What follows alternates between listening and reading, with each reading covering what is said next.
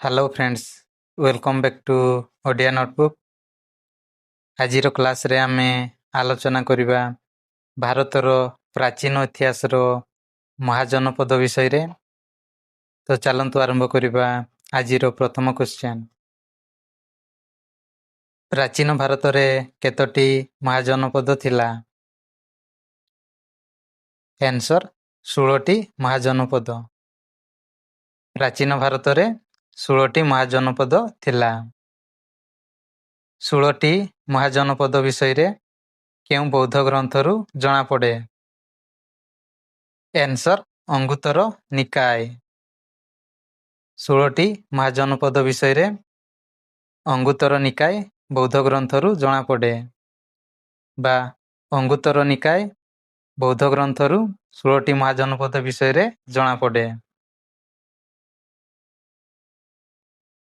मगध महाजनपदर प्रथम राजधानी केउंठी थिला?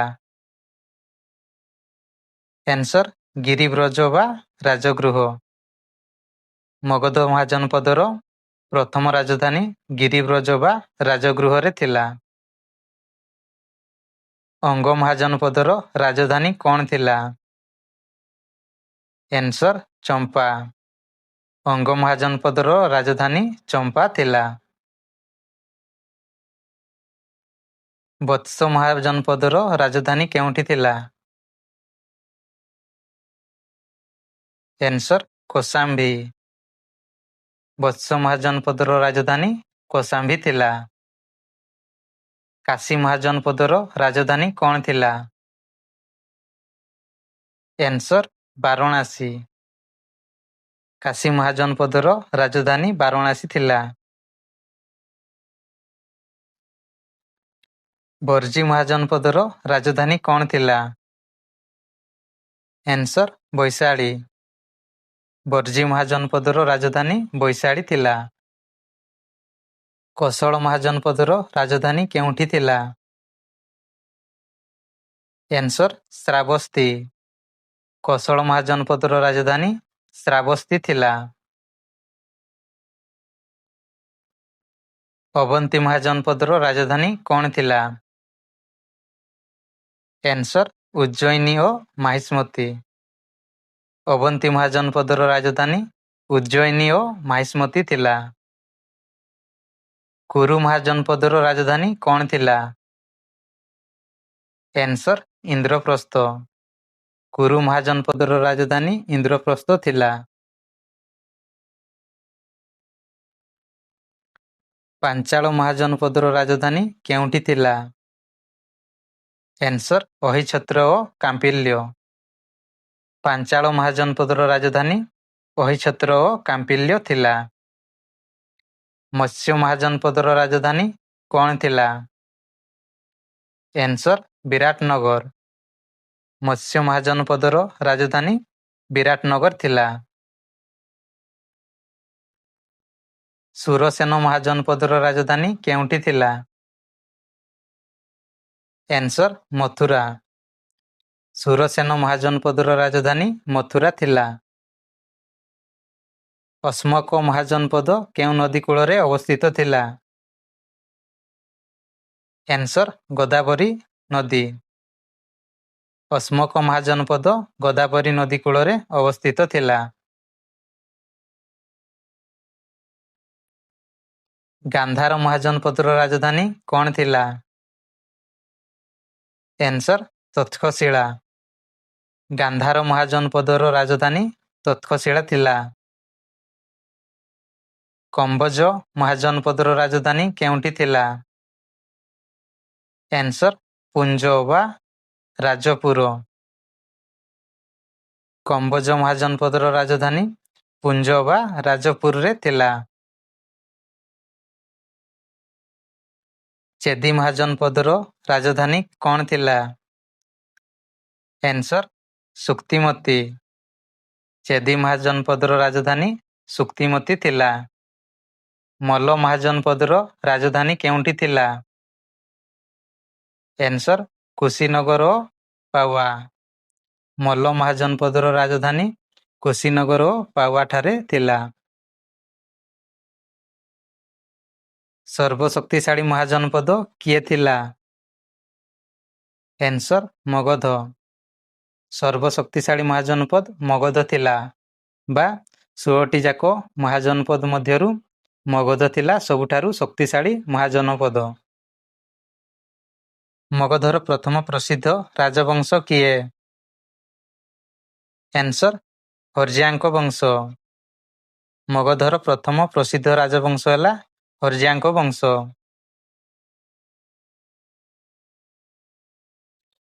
ହର୍ଯାଙ୍କ ବଂଶର ପ୍ରତିଷ୍ଠାତା କିଏ?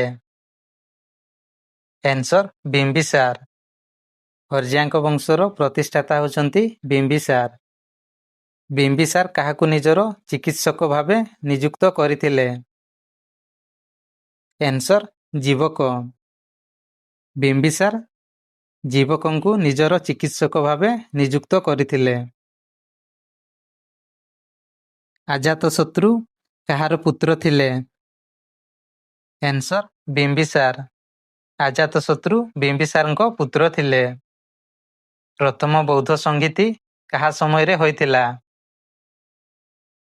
ଆନ୍ସର ଅଜାତଶତ୍ରୁ। ପ୍ରଥମ ବୌଦ୍ଧ ସଂହିତି ଅଜାତଶତ୍ରୁଙ୍କ ସମୟରେ ହୋଇଥିଲା। ମଗଧର ରାଜଧାନୀ ପାଟଳିପୁତ୍ରକୁ କିଏ ସ୍ଥାନାନ୍ତର କରିଥିଲେ? ଆନ୍ସର ଉଦୟୀ। ମଗଧର ରାଜଧାନୀ ପାଟଳିପୁତ୍ରକୁ ଉଦୟୀ ସ୍ଥାନାନ୍ତରଣ କରିଥିଲେ। ଶିଶୁନାଗ ବଂଶର ପ୍ରତିଷ୍ଠାତା କିଏ? ଆନ୍ସର ଶିଶୁନାଗ। ଶିଶୁନାଗ ବଂଶର ପ୍ରତିଷ୍ଠାତା ହେଉଛନ୍ତି ଶିଶୁନାଗ। ନନ୍ଦ ବଂଶର ପ୍ରତିଷ୍ଠାତା କିଏ? ଆନ୍ସର ମହାପଦ୍ମ ନନ୍ଦ। ନନ୍ଦ ବଂଶର ପ୍ରତିଷ୍ଠାତା ହେଉଛନ୍ତି ମହାପଦ୍ମ ନନ୍ଦ। ନନ୍ଦ ବଂଶର ଶେଷ ରାଜା କିଏ ଥିଲେ? ଆନ୍ସର ଧନାନନ୍ଦ। ନନ୍ଦ ବଂଶର ଶେଷ ରାଜା ଥିଲେ ଧନାନନ୍ଦ। ଭାରତ ଆକ୍ରମଣ କରିଥିବା ପ୍ରଥମ ବିଦେଶୀ କିଏ? ଆନ୍ସର ସାଇରସ୍ ବା ଇରାନୀ। ଭାରତ ଆକ୍ରମଣ କରିଥିବା ପ୍ରଥମ ବିଦେଶୀ ହେଉଛନ୍ତି ସାଇରସ୍ ବା ଇରାନୀ। ସିକନ୍ଦର କେବେ ଭାରତ ଆକ୍ରମଣ କରିଥିଲେ? ଆନ୍ସର ଖ୍ରୀଷ୍ଟପୂର୍ବ 326ରେ। ସିକନ୍ଦର ଖ୍ରୀଷ୍ଟପୂର୍ବ 326ରେ ଭାରତ ଆକ୍ରମଣ କରିଥିଲେ। ସିକନ୍ଦର ଓ ପରସ୍ଙ୍କ ମଧ୍ୟରେ କେଉଁଠାରେ ଯୁଦ୍ଧ ହୋଇଥିଲା? ଆନ୍ସର ହାଇଡୋପସ୍ ନଦୀ କୂଳରେ ବା ଝେଲମ ନଦୀ କୂଳରେ। ସିକନ୍ଦର ଓ ପରସ୍ଙ୍କ ମଧ୍ୟରେ ହାଇଡୋପସ୍ ବା ଝେଲମ ନଦୀ କୂଳରେ ଯୁଦ୍ଧ ହୋଇଥିଲା। 16ଟି ମହାଜନପଦ ମଧ୍ୟରୁ କେଉଁଟି ଗଣତନ୍ତ୍ର ଥିଲା? ଆନ୍ସର ବର୍ଜି। 16ଟି ମହାଜନପଦ ମଧ୍ୟରୁ ବର୍ଜି ଥିଲା ଗଣତନ୍ତ୍ର ମହାଜନପଦ।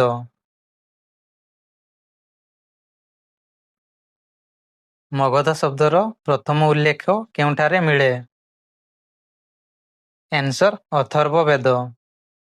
ମଗଧ ଶବ୍ଦର ପ୍ରଥମ ଉଲ୍ଲେଖ ଅଥର୍ବବେଦରେ ମିଳେ। ଚାଣକ୍ୟ କେଉଁ ରାଜାଙ୍କୁ ପରାସ୍ତ କରିବାରେ ଚନ୍ଦ୍ରଗୁପ୍ତ ମୌର୍ଯ୍ୟଙ୍କୁ ସାହାଯ୍ୟ କରିଥିଲେ? ଆନ୍ସର ଧନାନନ୍ଦ। ଚାଣକ୍ୟ ନନ୍ଦ ବଂଶର ଶେଷ ରାଜା ଧନାନନ୍ଦକୁ ପରାସ୍ତ କରିବାରେ ଚନ୍ଦ୍ରଗୁପ୍ତ ମୌର୍ଯ୍ୟଙ୍କୁ ସାହାଯ୍ୟ କରିଥିଲେ। ସିକନ୍ଦରଙ୍କ ସେନାପତି କିଏ ଥିଲେ? ଆନ୍ସର ସେଲୁକସ୍ ନିକେଟର। ସିକନ୍ଦରଙ୍କ ସେନାପତି ସେଲୁକସ୍ ନିକେଟର ଥିଲେ। ଅବନ୍ତୀର ରାଜା କିଏ ଥିଲେ ଯାହାଙ୍କୁ ବିମ୍ବିସାର ଚିକିତ୍ସା କରିଥିଲେ? ଆନ୍ସର ପ୍ରଦତ୍ତ। ଅବନ୍ତୀର ରାଜା ପ୍ରଦତ୍ତଙ୍କୁ ବିମ୍ବିସାର ଚିକିତ୍ସା କରିଥିଲେ। 16ଟି ମହାଜନପଦ ମଧ୍ୟରୁ କେଉଁଟି ସବୁଠାରୁ ଦକ୍ଷିଣରେ ଥିଲା? ଆନ୍ସର ଅଶ୍ମକ। 16ଟି ମହାଜନପଦ ମଧ୍ୟରୁ ଅଶ୍ମକ ସବୁଠାରୁ ଦକ୍ଷିଣରେ ଥିଲା। ମହାଜନପଦ କାଳକୁ ଆଉ କ'ଣ କୁହାଯାଏ? ଆନ୍ସର ଦ୍ୱିତୀୟ ନଗରୀକରଣ। ମହାଜନପଦ କାଳକୁ ଦ୍ୱିତୀୟ ନଗରୀକରଣ ବୋଲି କୁହାଯାଏ। ବୌଦ୍ଧ ଧର୍ମର ପ୍ରତିଷ୍ଠାତା ଗୌତମ ବୁଦ୍ଧ କେଉଁ ମହାଜନପଦ ସହ ସମ୍ବନ୍ଧିତ ଥିଲେ? ଆନ୍ସର ଶାକ୍ୟ ଗଣରାଜ୍ୟ। ବୌଦ୍ଧ ଧର୍ମର ପ୍ରତିଷ୍ଠାତା ଗୌତମ ବୁଦ୍ଧ ଶାକ୍ୟ ଗଣରାଜ୍ୟ ମହାଜନପଦ ସହ ସମ୍ବନ୍ଧିତ ଥିଲେ। ଜୈନ ଧର୍ମର 24ତମ ତୀର୍ଥଙ୍କର ମହାବୀର କେଉଁ ଗଣରାଜ୍ୟରେ ଜନ୍ମିତ ଥିଲେ? ଆନ୍ସର କୁଣ୍ଡଗ୍ରାମ, ଯାହାକି ବାଜି ସଂଘର ଏକ ସ୍ଥାନ। ଜୈନ ଧର୍ମର 24ତମ ତୀର୍ଥଙ୍କର ମହାବୀର କୁଣ୍ଡଗ୍ରାମ, ଯାହାକି ବାଜି ଗଣରାଜ୍ୟର ଏକ ସ୍ଥାନ, ସେଠାରେ ସେ ଜନ୍ମିତ ଥିଲେ।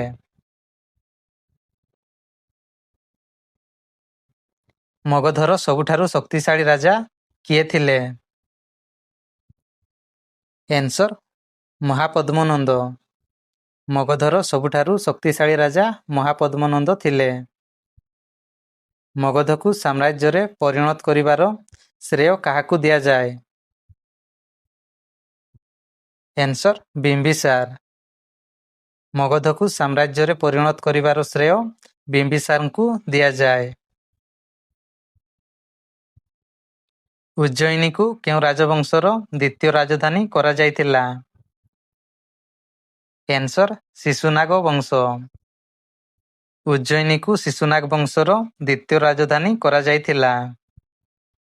ତକ୍ଷଶିଳା କେଉଁ ବିଷୟ ପାଇଁ ପ୍ରସିଦ୍ଧ ଥିଲା? ଆନ୍ସର ଶିକ୍ଷା ବା ବିଶ୍ୱବିଦ୍ୟାଳୟ। ତକ୍ଷଶିଳା ଶିକ୍ଷା ପାଇଁ ବା ତକ୍ଷଶିଳା ତାର ବିଶ୍ୱବିଦ୍ୟାଳୟ ପାଇଁ ପ୍ରସିଦ୍ଧ ଥିଲା। ମହାଜନପଦ ମାନଙ୍କରେ କର ଆଦାୟ କରୁଥିବା ଅଧିକାରୀଙ୍କୁ କଣ କୁହାଯାଉଥିଲା? ଆନ୍ସର ବଳି ସାଧକ। ମହାଜନପଦ ମାନଙ୍କରେ କର ଆଦାୟ କରୁଥିବା ଅଧିକାରୀଙ୍କୁ ବଳି ସାଧକ ବୋଲି କୁହାଯାଉଥିଲା। ମଗଧ କେଉଁ ନଦୀମାନଙ୍କ ଦ୍ୱାରା ଘେରି ହୋଇଥିଲା? ଆନ୍ସର ଗଙ୍ଗା ଓ ଶଣ। ମଗଧ ଗଙ୍ଗା ଓ ଶଣ ନଦୀ ଦ୍ୱାରା ଘେରି ହୋଇଥିଲା।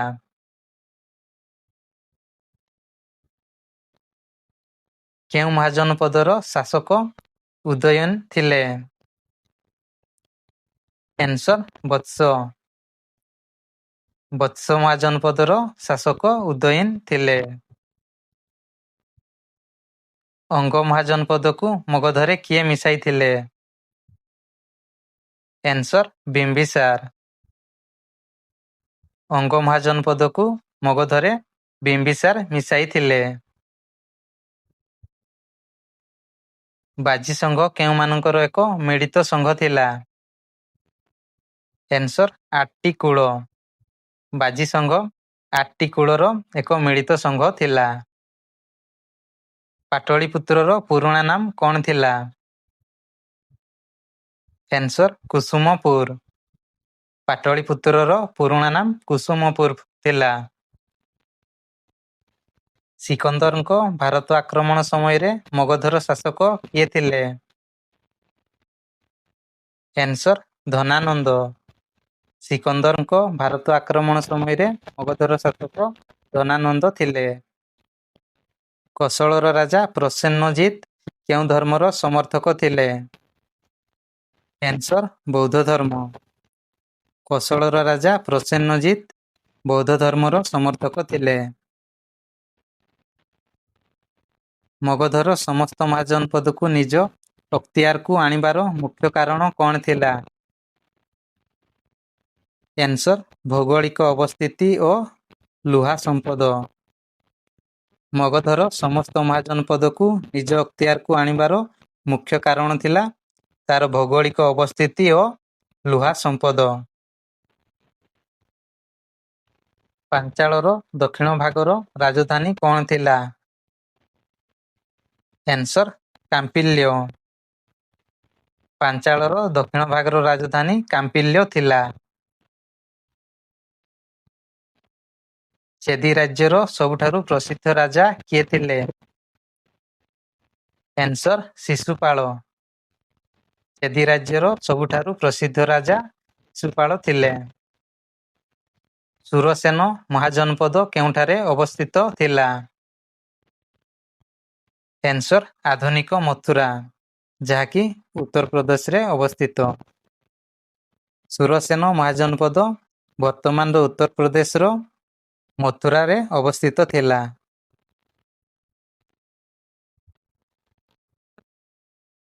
ପ୍ରାଚୀନ ଗଣତନ୍ତ୍ରର ଉଦାହରଣ କିଏ?